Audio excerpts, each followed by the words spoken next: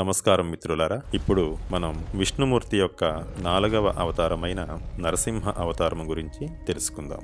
Darwin సిద్ధాంతాల కంటే వేల సంవత్సరాలకు పూర్వమే మన ప్రాచీన ఋషులు మహావిష్ణువు యొక్క దశావతారాల ద్వారా జీవ పరిణామ దశలను వివరించారు. నరసింహ అవతారం జీవ పరిణామంలో అత్యంత కీలక దశను సూచిస్తుంది. ఈ అవతారం భగవంతుడు సగం మనిషిగా సగం మృగంలా కనిపించడం అనేది యాదృచ్ఛికం కాదు. మనిషి శారీరకంగా ఎదిగినా మానసికంగా జంతు స్వభావాన్ని వీడలేదని నరసింహ హిరణ్యకశిపుల వృత్తాంతం తెలియజేస్తుంది. భయము, ఆక్రోశము, ప్రతీకారం వంటి భావాలు మెదడులోని ప్రాథమిక భాగం నుండి వస్తాయి. ఆధునిక శాస్త్రంలో దానిని లింబిక్ బ్రెయిన్ అంటారు. నరసింహస్వామి వారు నియంత్రణ లేని అపరిమితమైన శక్తికి ప్రతీక కాగా, హిరణ్యకశిపుడు నేనే రాజు, నేనే దేవుడు, నేనే సర్వస్వం అనే అహంకారానికి ప్రతీకగా కనిపిస్తాడు. ధర్మానికి, భక్తికి ప్రతీకగా ప్రహ్లాదుల వారు కనిపిస్తారు.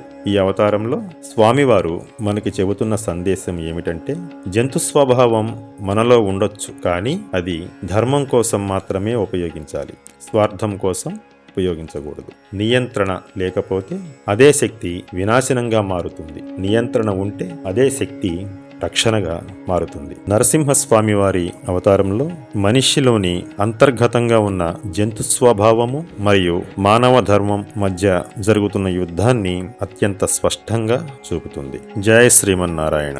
మీకు ఈ వీడియో నచ్చితే లైక్ చేయండి, షేర్ చేయండి, బెల్ ఐకాన్ మీద క్లిక్ చేసి మా ఛానల్ని సబ్స్క్రైబ్ చేసుకోండి.